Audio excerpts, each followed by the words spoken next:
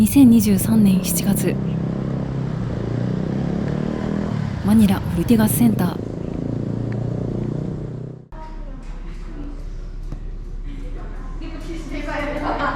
ここでとある講習会が行われています。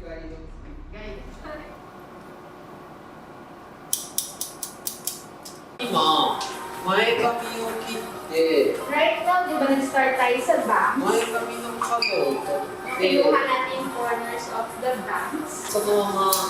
And then, 後ろにつなげてるから、 kino-connect mo siya doon sa papunta sa likod. それを、横につなげていくみたいな。こっちから This from here. ありなんですけど、 Okay lang siya kung pinuno siyang さ pagano. っき、 Pero kanina, nilito mo siya. こういくと、 Pag ginawa mo 切っちゃうよね。 yan, makakat mo siya. Magkakaroon ka ng butas. こうやった方がいい。 So, ganito. Baliktad. Yes, yes. こちらは日本のヘアケア製品専門企業ミルボンが主催するヘアカットの講習会です。Parehas, makikita mo both sides siya. 癖だけこうやって切れる。 Matatanggal niya yung parang frizz yung buko. Kailangan mo siya tsaka dito sa kabila. みんなハサミ好きなんです。 Maganda to, hindi siya pang Very interesting. interesting, but if you heard the price, Amazing. Price na cute. いくらだったら欲しいですか？ Like, sa tingin niyo ano dapat yung price niya? ディスカス大家さん使ってるシザーが良くなかったりとかしたので、日本から僕のつながりのあるハサミ屋さんを呼んで、日本のいいハサミっていうものを無料で貸し出して使ってもらったんですよ。オーバースペックなぐらいスペックが高いものなので、それを使ってもらう経験をまずしてほしくて、そうなった時にやっぱり欲しいじゃないですか。で、手に取れる価格帯でっていうので、ちょっとその方に交渉して、本当に卸値で卸してくださって渡すことができて。講師を務めているのはセブで美容室を経営する香川翔也さん。そして参加している生徒たちは全員マニラのヘアサロンのトップスタイリストたちです。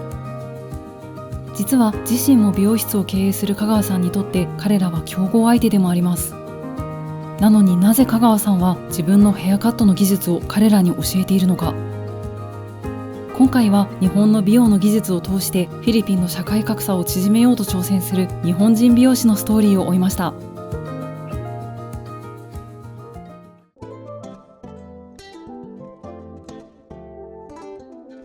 セブシティの商業施設88スアベニューに立地するこちらが香川さんの美容室です。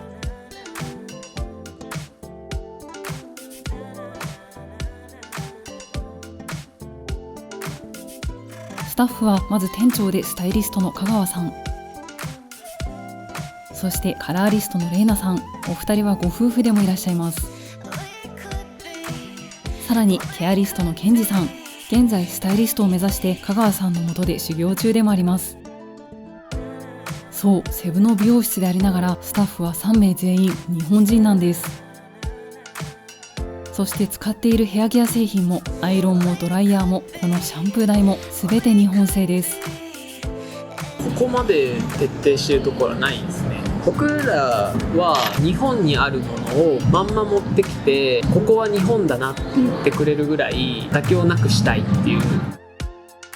That was before pandemic. Before pandemic? Yes. So the opening of the salon is getting delayed and delayed due to pandemics. Until now, they're really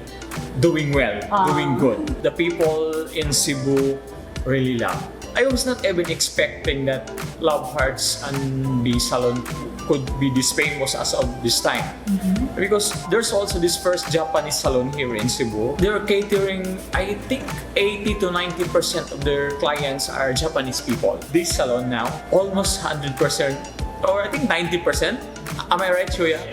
Cebuanos. セブの中だと一番高い価格帯。一番だと思います。セブだけじゃなくてマニラからも来られたり US とかヨーロッパからも結構来られるので、ブロガーの人とかが YouTube 投稿とかそういうのしてて、でそういうのを見てセブに来た時はここに来たいと思ってたんだって言ってくれるので、旅行プランの中に入れてくださるっていうのはすごく嬉しいな。 Actually, it's my sister who recommended Love Hearts and Beauty Salon here.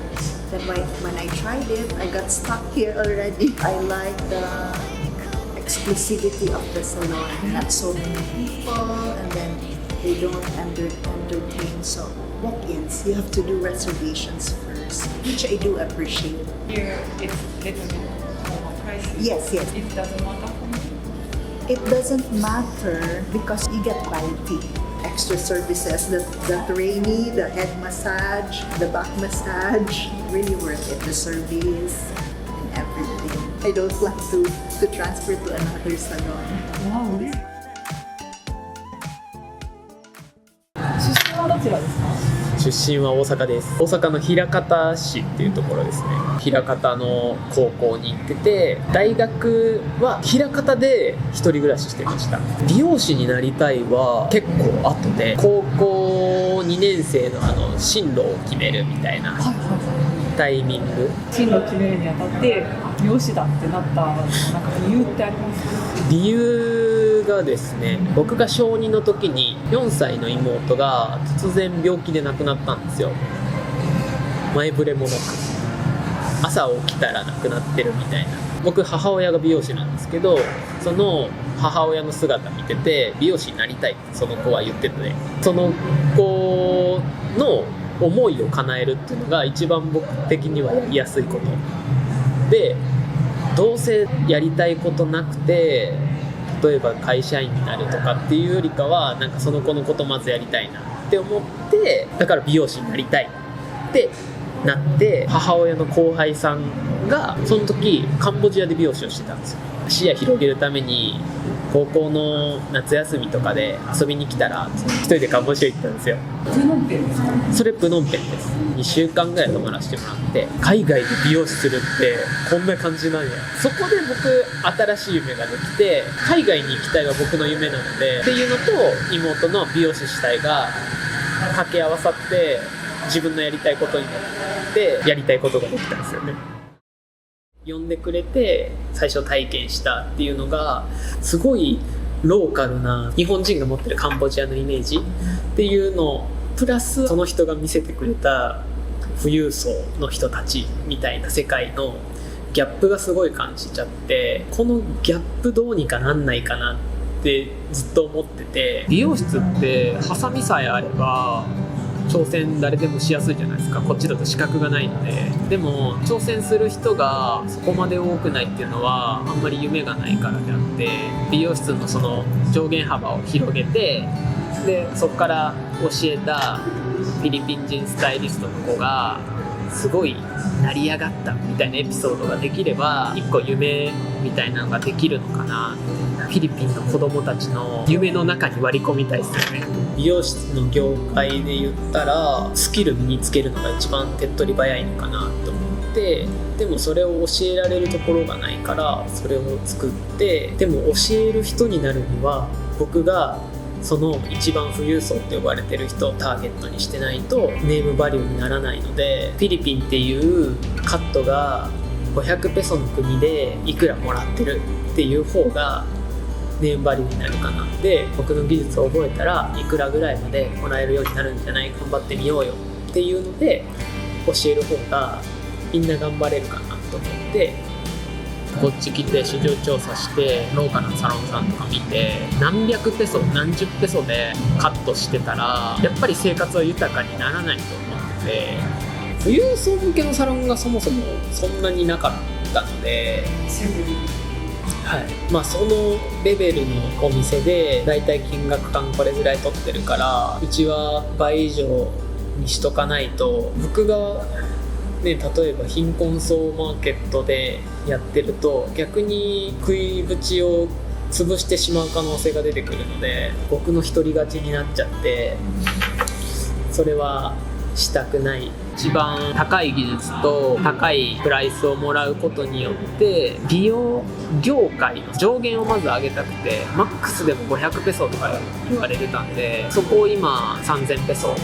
いただいてるので、その人たちの夢をもっと与えるにはもっと上げないといけないなとも思ってますし、逆に言えばその人たちを守るために下げれない、そことは挑戦ですけど、僕らのメインのターゲット層で言うと、今までフィリピンでカットしてなかったよっていう客層で、シンガポール、マレーシアとか韓国まで行ってたとかいう人が大半、地元の市場そこまで荒らさないですし、フィリピンのその経済的なところにもいい影響なのかなと思ったり、僕の考えですけど大学は4年生大学に行かれたんですよね。はい。結構美容師になりたい方って専門学校に行くイメージがあるんですけど、母親が美容師で学歴コンプレックスっていうんですか、っていうのがあって、僕にはそういう思いをしてほしくないっていうので片親で育ててくれたんで、そういう思いは踏みにじりたくなかったんで、すごい賢い思いですね。それぐらい多分別にこれっていうやりたいことはなかったんですよね。受験をして入学して1年バイト三昧の日々を過ごして入学金貯めて美容学校3年通信に行くっていうダブルスクールっていうやつですね。バイトを掛け持ちされたのは美容学校の入学資金を貯めるため。そうですね。あと一人暮らしをしてたので、その一人暮らし資金というか、友達と遊ぶ時間は全くなかったですね。1日だけサークルの体験に行ってイエーイってして僕の大学生活は終わりました。かわいそうでしょそっからは普通に就職してスタイリスト見習いとしての人生がそうです、はい、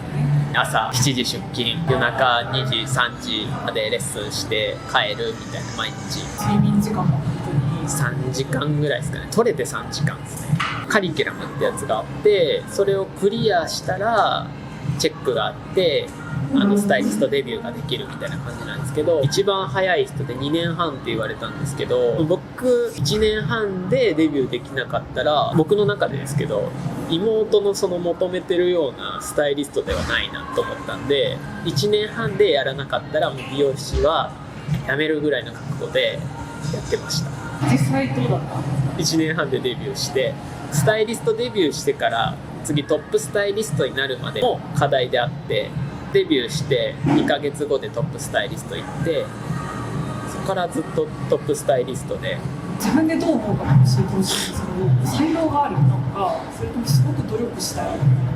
才能はそんなにないかなって思いますね。美容師の才能がどこにあるかっていうのだと思うんですけど、クリエイティブな創造性は多分僕にはあんまりなくて、コンテストとかは出て賞はいただいたんですけど、天才みたいな人ってなんか感性で全部こう作ってったりするんですけど、僕の場合はこのコンテストって傾向としてはこういうのだよね、でこういうところが評価されるよね、だから今回はこういうのをしてみようかなみたいな考えなんで、多分努力型だと思いますね。合理的な考え方をされた方なんですかね。そうですね、合理的な方ではあるかなと思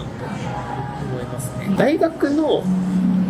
後半ぐらいから合理的になりました。なんでですか？ちょっと暗い話にはなるんですけど、まだ暗い話があるんですか？まだ暗い話があるんです。母親が大学2回生の時に自殺したんですよ。内縁の夫みたいな人がいたんですけど、でその人の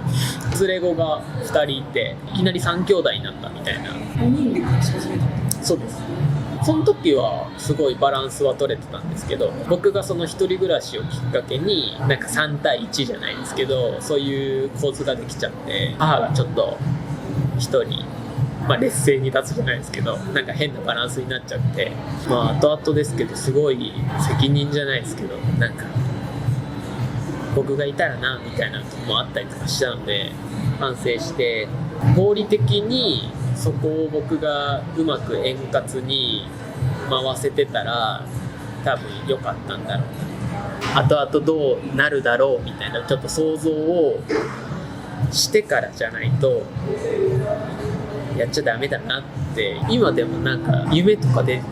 くるとどっちが現実か分かんなくなるんですよ。今現在のこの状況でまだ生きてる世界線じゃないですけどっていうのがたまに出てきたりするんで、ってなるとどっちだろうってなった時に、あ、こっちが現実かってなるんで、でもまあまあ仕方ないことなんで、今はもうこっちで結婚したので、自分の持ってる家庭と今生きてるおばあちゃんとかは幸せにできるように頑張ろうかなみたいな、まあ仕事でもそうですし、なんか僕がプラスを与えれればなと思いながらやってはいるんですけど。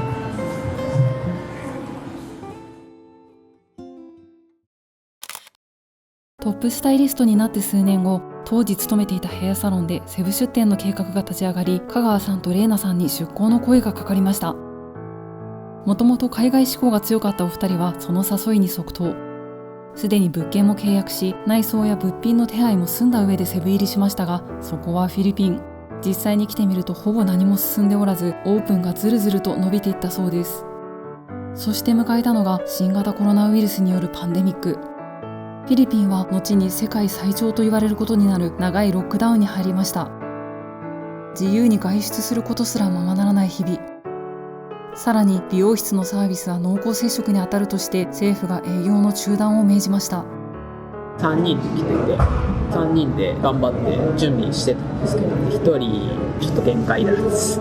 れが普通ですよね。はい、仕方ない。日本でもらってた基本給の 30% 減、それを目安にした家賃のところに住んでなかったんで、あれこれ生活できるのみたいな額しかなくて、精神的にちょっと辛かったりとか。結構来ましたね。結構来て、まあでもシュヤさんとお会いできて、2人で頑張っていこうってなって、シュヤさんとジョジョ君がいてくれたからなんとかやってこれたかなっ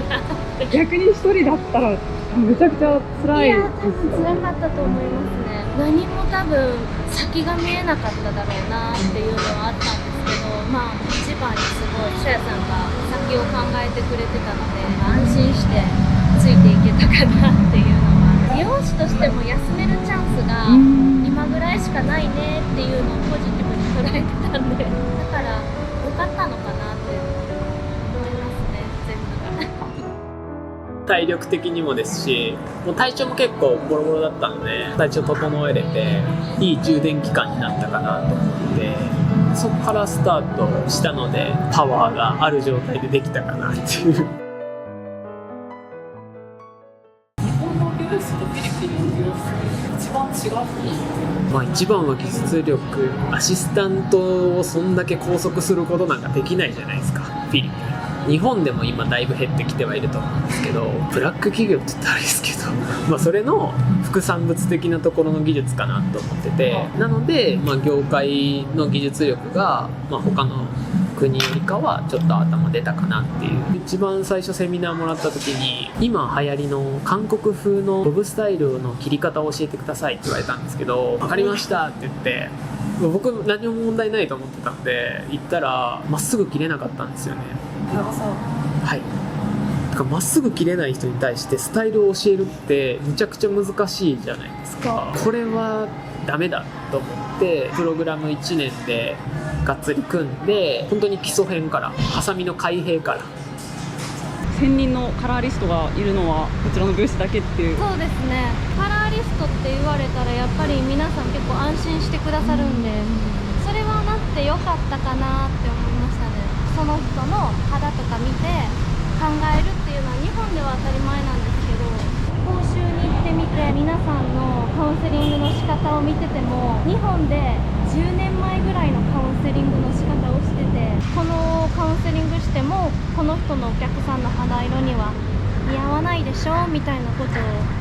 言ってあげると、受講者たちも関心はしてくれますね。フィリピンの人に教えるのでこれが難しいとかありますか？みんなすぐふざけちゃう。真剣なモードに切り替わるときは切り替わるで早いんですけど、おちゃらけるときはおちゃらけ始めるので、それをどうコントロールできるかみたいなところは最初手こずったんですけど、タイムを測るんですよ。時間をもう制限することによって必死にやらないと間に合わないみたいな空気感を作って、10分間で切ってね、で10分間で切り終わって、それを採点してる時はみんなワイワイしていいと思ってて、そういうオンオフの付け方がやっぱ数回重ねるごとに良くなってきて、逆にここ飲み込み早いなとか、これ上手だなとか。飲み込みは早いかもしれないですね。思いっきりがいいというか、日本人だと失敗が怖くてもっと切っていいよって言うんですけど、そういうのがあんまりなくて、あとすごい率先して質問というかそういうのはしてくれるんで、日本人だとわからないとかありますか、シーンってするんですけど、ちゃんとわからないっていうのは恥ずかしがらず言ってくれるんで、やっぱりそこはやりやすいかな。報酬はどういう経緯で？ミルボンの日本人の方からのオファーで即答で OK って感じだったんですけど、自分でやろうとしてたんで、それを1サロンっていう範囲で見ると他のサロンに教えるっていうのはリスクがあることなので、そこのリスクを回避したいっていう思いはもちろん分かりますし、でも市場の幅を大きくしてあげた方が多分自分たちもやりやすいと思うので、僕はその辺を止められても多分教えちゃうと思うんですけど、でもレッスンしないと上手くならないので僕が教えたところでそこからは自分次第じゃないですけど、参加者とそこのオーナーさんとちゃんと約束を交わして、セミナーで資格を発行した方はカットの技術を身につけてるので、カットの料金を倍にしてお給料もちゃんとその分上げてくださいっていう契約済みなんですよね。すごい。なのでその人たちはこの努力次第で給料絶対上がるはずなんですよ。でもテストはしっかりと残酷なので、毎回のスタイルにテストがあって落ちたらその時点で脱落なんですよ。逆にある程度その高い水準じゃないともらってはいけないと思うので。 It's nice and very good and details by details by details. Little bit strict. Little bit strict. Do you think you can pass today's program? I think so. Oh. The 2 modules. Very hard. For me, it doesn't if you pass the exam or you You failed. fail the exam, it doesn't matter. As long as you learn a new technique, you learn a different kind of haircut. Because knowledge is the most important, especially from the other country like Japan, more on modern haircut. We need to adopt the new technique of Japanese technique. 生徒さんにも毎回言うんですけど、日本人だからカットがうまいのではなくて、レッスンしたからうまいんだ。レッスンをそんだけの時間費やしてお客さんも何万人とやってきたから今の技術がある。正しく教えたものに対して時間を使ってレッスンしたら同じ料金取れると思って、そこは全く関係ないじゃないですか。同じ人間なんで、そこには夢感じられるかなって思ってて、本人の努力次第なんで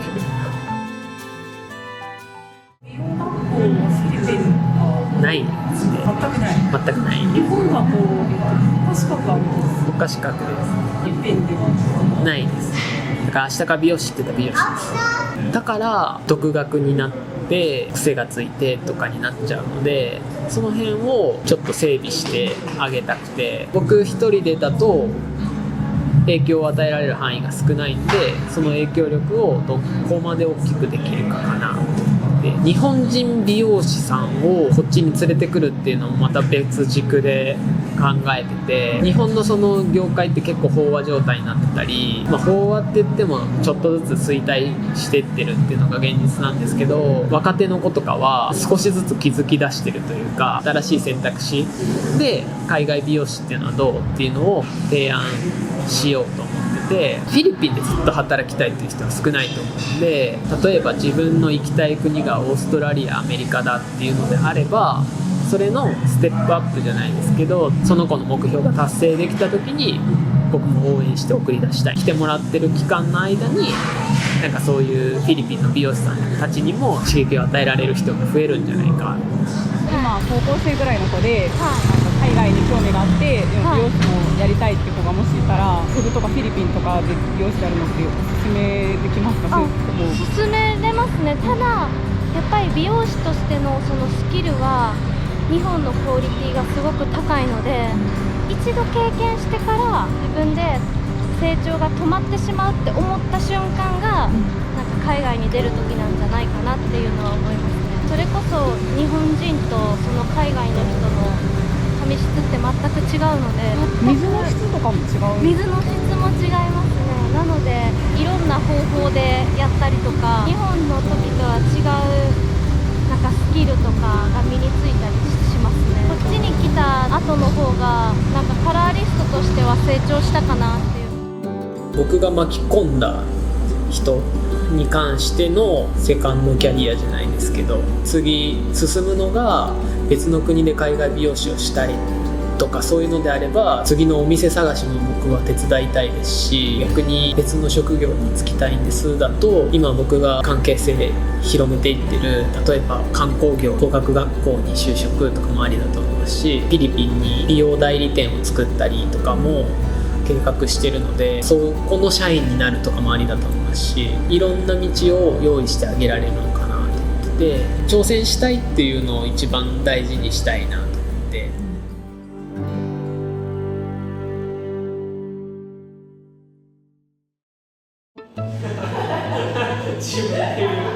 香川さんは来年にはマニラにも出店を予定しています。さらに日本人のスタイリストが今年中に4人も増えるそうです。マニラで講習してると、セブの印象ってまあ第二の都市でしょみたいな。ちょっと舐められちゃう。まあセブ